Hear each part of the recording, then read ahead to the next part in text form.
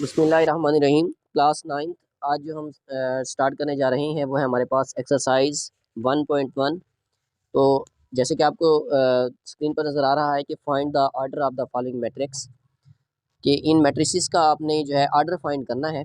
तो order find करने के लिए हमेशा से याद रखना है कि हमारे पास आर्डर का मतलब होता है मर्तबा, यानी आपने जो है इन मैट्रिसेस का मर्तबा मालूम करना है।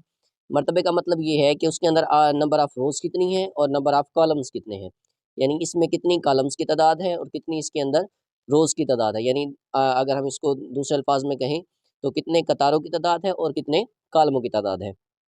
तो क्वेश्चन नंबर 1 की तरफ चलते हैं कि हमारे पास a is equal to 2 minus 5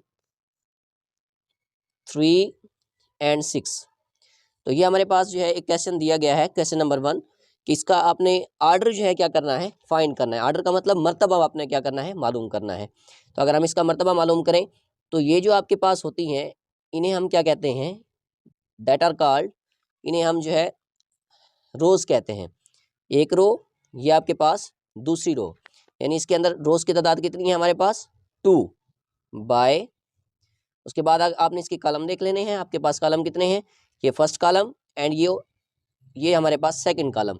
तो इसके अंदर 2 कॉलम्स हैं और 2 इसके अंदर क्या है आपके पास रोज़ हैं। ये 2 कॉलम हो गए, ये पहला कॉलम, ये दूसरा कॉलम, सॉरी ये पहली रो, ये दूसरी रो, और ये पहला कॉलम और ये दूसरा कॉलम।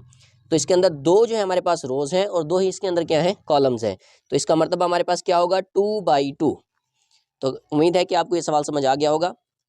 क्वेश्चन नंबर 2 की जानिब चलते हैं। b is equal to 2 3 0 5। तो इसका हमने क्या करना है, आर्डर फाइंड करना है। तो इसका आर्डर फाइंड करने के लिए हम क्या करेंगे, ये हमारे पास पहली रो, ये हमारे पास सेकंड रो, ये फर्स्ट कॉलम और ये सेकंड कॉलम। तो आपको नजर आ रहा होगा कि हमारे पास कितनी रो है इसके अंदर 2, और इसके अंदर कॉलम कितने हैं 2। तो इसका आर्डर क्या होगा हमारे पास 2/2। तो इसका आर्डर हमारे पास 2/2 ही होगा। इसी तरह हमारे पास नेक्स्ट क्वेश्चन की जानिब चलते हैं। c इज इक्वल टू 2 4, ये ब्रैकेट क्लोज। अब इसका आर्डर हमने फाइंड करना है, जैसे आपको मालूम है किसके अंदर, ये आपके पास क्या हो गई पहली रो यानी पहली कतार, ये आपके पास फर्स्ट कॉलम, ये आपके पास सेकंड कॉलम। तो इसके अंदर रोज कितनी है हमारे पास, ये फर्स्ट रो है तो इसका एक रो है इसके अंदर, और कॉलम कितने हैं, ये फर्स्ट कॉलम ये सेकंड कॉलम, यानी 2 कॉलम है। तो इसका जो आर्डर होगा 1/2 होगा। इसी तरह हम क्वेश्चन अगले की तरफ चलते हैं। आपके पास d इज इक्वल टू 4 0 6। तो इसके अगर हम आर्डर की बात करें तो ये हमारे पास फर्स्ट रो, ये सेकंड रो, इसी तरह हमारे पास ये थर्ड रो। तो इसके अंदर रोज कितनी है हमारे पास 3, दरम्यान में बाई लिखेंगे। अब इसकी जो है आपने कॉलम काउंट कर लेने हैं, ये पहला कॉलम है तो इसके अंदर एक ही कॉलम है, इसका आर्डर क्या होगा 3/1। ये इसका क्या होगा हमारे पास आंसर होगा। इसी तरह हमारे पास नेक्स्ट क्वेश्चन की जानिब चलते हैं। नेक्स्ट क्वेश्चन है हमारे पास h is equal to bracket शुरू 2 3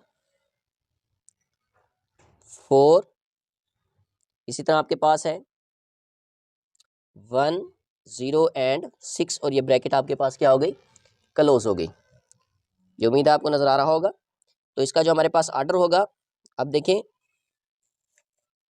ये आपके पास फर्स्ट कॉलम, ये आपके पास सॉरी फर्स्ट रो, ये आपके पास सेकंड रो, ये आपके पास फर्स्ट कॉलम, ये सेकंड कॉलम और ये थर्ड कॉलम।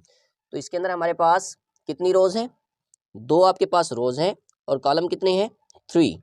तो इसका जो हमारे पास आर्डर होगा वो कितना होगा 2/3। तो इस तरह से हम किसी भी जो है सवाल का आर्डर मालूम कर सकते हैं, यानी मैट्रिसेस के अंदर नंबर ऑफ रोज और नंबर ऑफ कॉलम्स, इनकी आप तादाद को काउंट करके जितने इसके अंदर नंबर ऑफ रोज होंगी और जितने इसके अंदर नंबर ऑफ कॉलम्स होंगे, उससे आप क्या कर सकते हैं, आर्डर फाइंड कर सकते हैं। उम्मीद करता हूं कि आपको ये क्वेश्चन समझ में आ गए होंगे।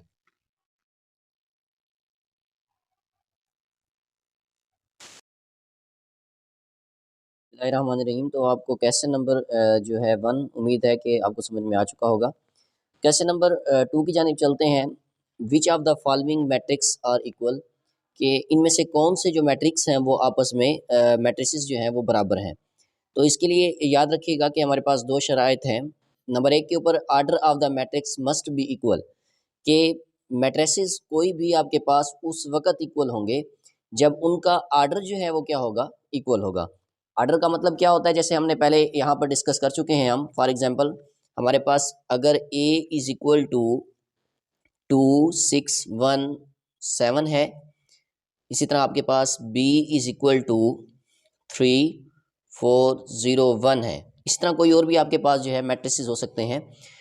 अब अगर हम इनको देखें तो ये आपके पास फर्स्ट रो आपके पास और ये सेकंड रो। इसी तरह आपके पास ये फर्स्ट आपके पास कॉलम है और ये आपके पास सेकंड कॉलम है।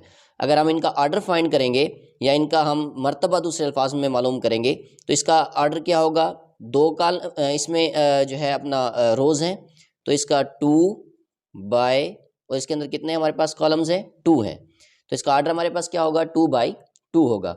इसी तरह अगर हम इसकी बात करते हैं तो इसके आर्डर को हम फाइंड कर लेते हैं 1 रो, ये आपके पास 2 रो, 2 हो गया। अब इसकी हम जो है कॉलम को देखते हैं, ये हमारे पास फर्स्ट कॉलम एंड ये सेकंड कॉलम। तो इसके अंदर कॉलम कितने हैं, कॉलम भी इसके अंदर 2 हैं, तो इसका आर्डर भी क्या हो गया हमारे पास 2 बाई 2, यानी 2 इसके अंदर कॉलम हो गए और 2 इसके अंदर क्या हो गई हमारे पास रोज़ हो गई। तो इसलिए इसका आर्डर क्या हुआ, 2 बाई 2 हुआ।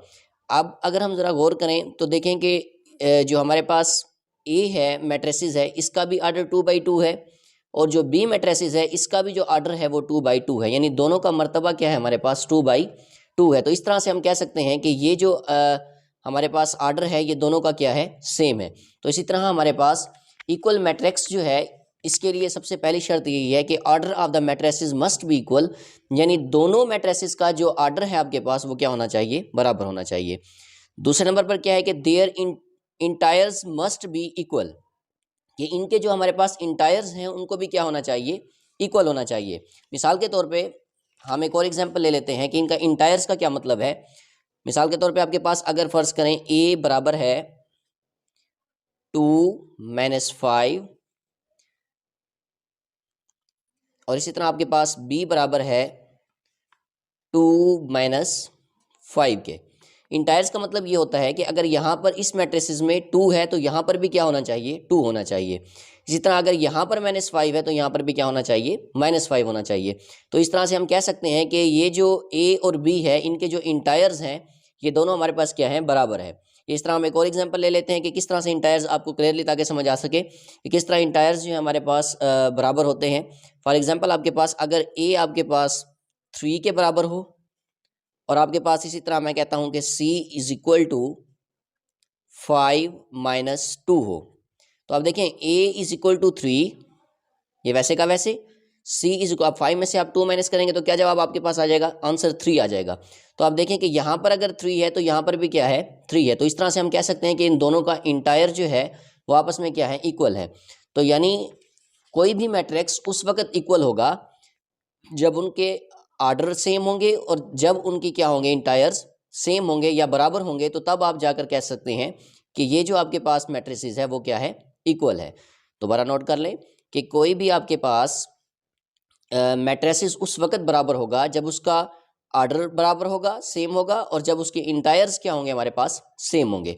इस तरह से हम क्वेश्चन की जानिब चलते हैं। हमारे पास क्वेश्चन नंबर 1 को हम देखते हैं, a इज इक्वल टू 3। अब a जो है 3 के इक्वल है। अब हम देखते हैं कि a के जो है ना कौन, ये जो हमारे पास मैट्रिसेस है ये किसके इक्वल है। तो याद रखें कि a जो है ये आपके पास ये c के इक्वल है।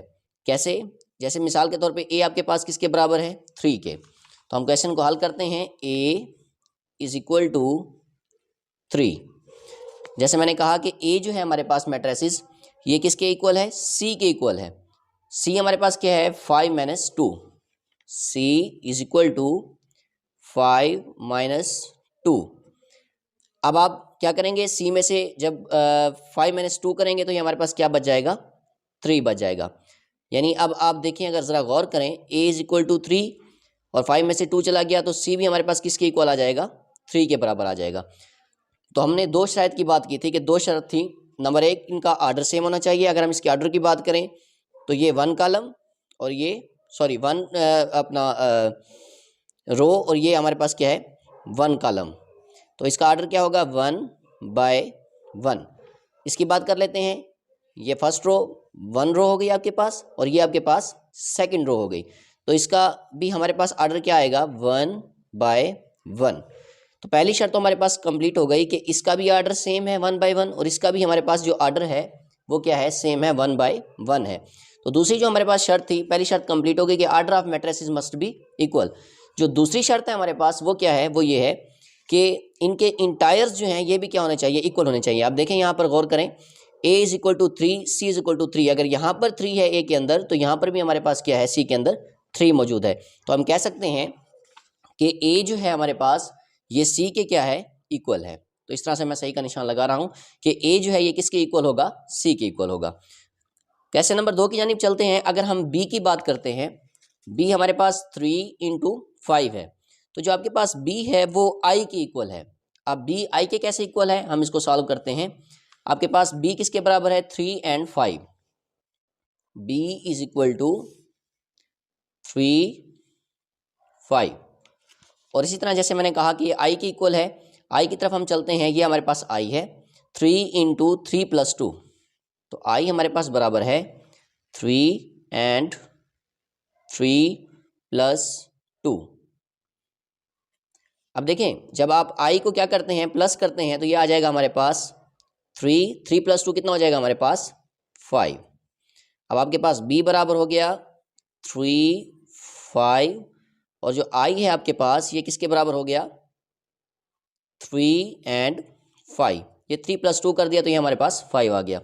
अब हम इसके अगर ऑर्डर की बात करते हैं तो पहले हमारे पास शर्त ऑर्डर की है। तो यहाँ पर देखें ये आपके पास इसके अंदर फर्स्ट रो 1 लिख देंगे, यहाँ पे एक रो है, ये पहला कॉलम ये दूसरा कॉलम। तो इसके अंदर कॉलम कितने हैं 2। तो इसका ऑर्डर क्या होगा हमारे पास 1/2 होगा। इसी तरह अगर हम i की बात करते हैं तो यहाँ पर देखें ये फर्स्ट रो आपके पास हो गई, ये आपके पास फर्स्ट कॉलम, ये आपके पास सेकंड कॉलम, यानी एक रो हो गई इसके अंदर 1 और 2 कॉलम हो गए 2। तो इसका ऑर्डर हमारे पास क्या हुआ 1/2। अब अगर आप गौर करें तो इसका b का ऑर्डर भी 1/2 है और i का ऑर्डर भी 1/2 है। तो इस तरह से हम कह सकते हैं कि इन दोनों का जो ऑर्डर है वो क्या है सेम है। दूसरी शर्त हमारे पास ये थी कि इन दोनों का जो इंटायर है वो क्या होना चाहिए, बराबर होना चाहिए। तो यहाँ पर आप देखें कि यहाँ पर अगर 3 है तो यहाँ पर भी हमारे पास 3 है। यहाँ पर अगर b के अंदर जो है 5 है तो यहाँ पर i के अंदर भी क्या है 5 मौजूद है। तो इस तरह से हम कह सकते हैं कि ये जो इंटायर है आपस में इक्वल है, यानी b जो है हमारे पास वो i के क्या है इक्वल है। तो इसको हम कह सकते हैं कि ये आपस में बराबर हैं। इसी तरह e जो है वो h के इक्वल है। अब अगर हम e की बात करते हैं तो e आपके पास आप देख सकते हैं कि e जो है 4062 के बराबर है। मैं e को लिख लेता हूं,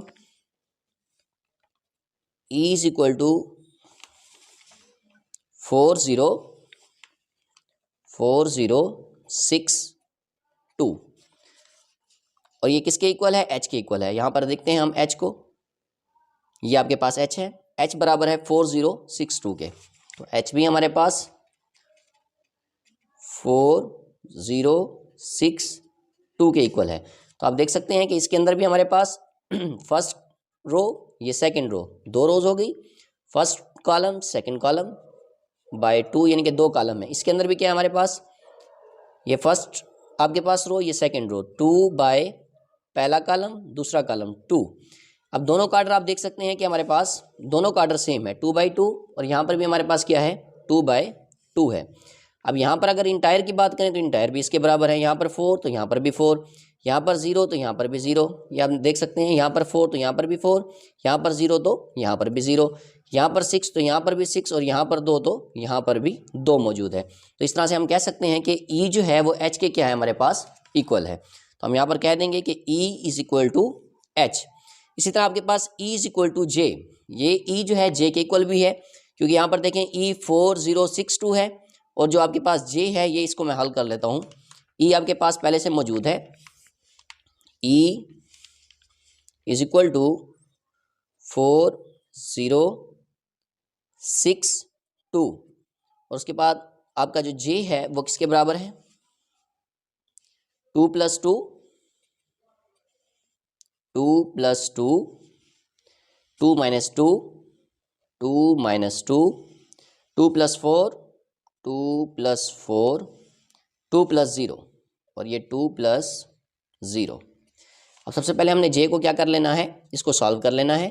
2 + 2 कितने हो जाएंगे हमारे पास 4, 2 - 2 आपके पास क्या आ जाएगा 0, 2 + 4 6 एंड 2 + 0 2 आ जाएगा आपके पास।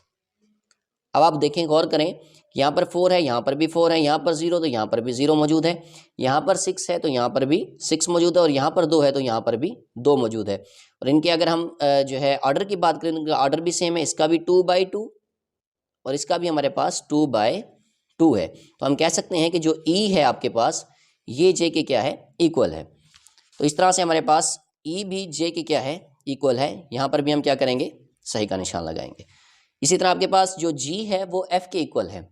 प्रूव करते हैं हम जी किस तरह एफ के इक्वल है। जी किसके बराबर है, हम सबसे पहले देख लेते हैं 3 - 1 and 3 + 3। G is equal to 3 - 1 and 3 + 3। जैसे हमने कहा कि ये f के इक्वल है तो f की हम रकम लिख लेते हैं, f is equal to 2 and 6। f जो है आपके पास ये 2 and 6 के इक्वल है। अब ज़रा गौर करें कि पहले हम g को जो है सॉल्व कर लेते हैं। g इज इक्वल टू 3 में से 1 माइनस होगा, ये आपके पास 2 बच जाएगा, 3 में +3 ऐड होगा तो ये क्या हो जाएगा हमारे पास 6 हो जाएगा। इसी तरह f is equal to 2 and 6।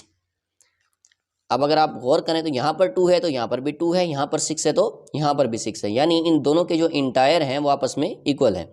तो पहली शर्त आपके पास कंप्लीट हुई और दूसरी शर्त हमारे पास क्या थी कि इनका आर्डर सेम होना चाहिए। तो इसके आर्डर को अगर देखें तो ये फर्स्ट आपके पास कॉलम रो, ये सेकेंड रो 2 और ये फर्स्ट कॉलम 1। इसी तरह आपके पास ये फर्स्ट रो, ये सेकेंड रो 2 ये एक ही कॉलम है इसके अंदर, फर्स्ट कॉलम 1। इसका भी जो आर्डर है 2/1 है, इसका भी आर्डर हमारे पास 2/1 है। तो आप इस तरह से कह सकते हैं कि जो जी है आपके पास वो इक्वल किसके है, एफ की है। यानी ये जो जी मैट्रिक्स है ये आपके पास एफ के क्या है, इक्वल है। तो ये भी हम क्या कहेंगे कि ये इसके इक्वल है। लास्ट में आपके पास जो डी बचता है, डी जो है ये 5 × 3, तो ये किसी के भी इक्वल नहीं है। एक तो इसका आर्डर इक्वल नहीं है और दूसरा इसके जो इंटायर हैं वो भी इक्वल किसी के नहीं है, लिहाजा ये किसी के भी इक्वल नहीं होगा। तो उम्मीद करता हूँ कि आपको जो है ये समझ में आ गया होगा। अगर आपको मज़ीद हमारी वीडियोस चाहिए तो प्लीज़ हमारे चैनल को सब्सक्राइब करें। तो क्वेश्चन नंबर 3 की जानिब हम चलते हैं। क्वेश्चन नंबर हमारे पास 3 आपको स्क्रीन पे नज़र आ रहा है। Find the value of A B and D, A B C and D. तो आपने जो है ए की, बी की, सी की और डी की जो है वैल्यू को आपने क्या करना है, फाइंड आउट करना है। तो सबसे पहले आपने इसके अंदर एक चीज़ माइंड में रखनी है कि ये जो आपके पास फर्स्ट इंटायर ए आपको नज़र आ रहा है तो इसको आपने जो है इस इंटायर के बराबर रखना है। यानी आपके पास a + c जो है वो किसके बराबर होगा, 0 के। a + 2b आपके पास किसके बराबर होगा, -7 के। इसी तरह c - 1 बराबर होगा 3 के। 4d - 6 आपके पास किसके बराबर होगा, 2d के। यानी a + c आपके पास 0 के इक्वल करना है। तो मैं यहाँ पर लिख देता हूँ a + c is equal to 0। इसी तरह आपके पास a + 2b आपने किसके बराबर रखना है, -7 के। तो यहाँ पर मैं लिख देता हूँ a + 2b is equal to -7। इस तरह आपने c - 1 जो है ये 3 के इक्वल रखना है। c - 1 is equal to 3। और इस तरह आपने 4d - 6 किसके बराबर रखना है, 2d के। तो मैं यहाँ पर लिख देता हूँ 4d - 6 is equal to 2d।